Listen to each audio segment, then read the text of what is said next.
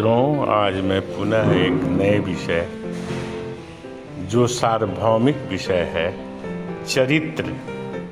चरित्र और स्त्री एवं पुरुष पर आपसे वार्ता करने जा रहा हूँ।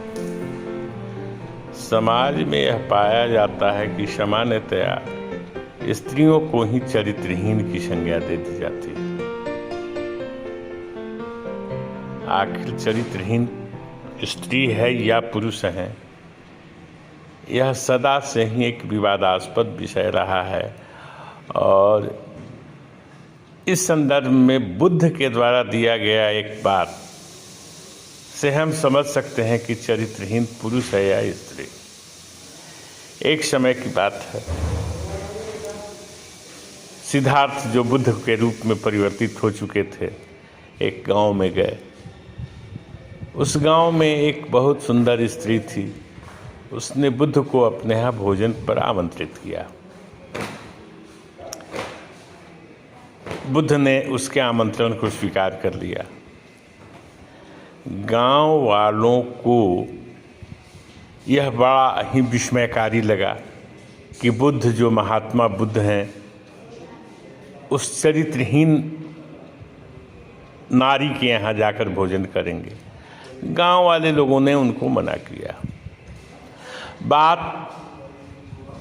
आगे बढ़ते बढ़ते वहाँ के सरपंच तक चली गई। सरपंच ने भी आकर बुद्ध को कहा कि हे महात्मन, आप उस स्त्री के यहाँ भोजन न करें, वह चरित्रहीन स्त्री। बुद्ध ने कहा कि जो आप कहें, और उसके बाद बुद्ध के यहाँ बैठ गए लोग। बुद्ध ने एकाएक सरपंच का एक हाथ पकड़ लिया और कहा कि अब आप ताली बजाओ।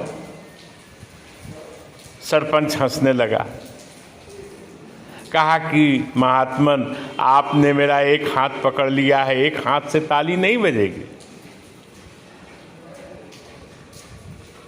बुद्ध मुस्कुराते हुए बोले कि हे भंते, इस बात को समझने की आवश्यकता है।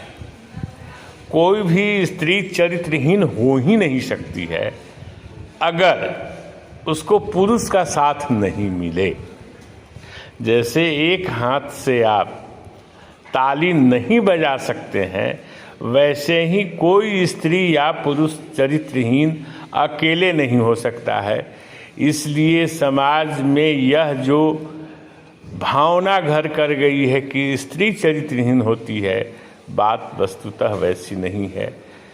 अगर स्त्री चरित्रहीन होगी तो कहीं न कहीं पुरुष की सहभागिता उसमें रहेगी ही। अतः स्त्रियों को एकमात्र इसके लिए दोषी मानना उचित नहीं है। जी, मैं पुनः अगली बार आपसे मिलूँगा।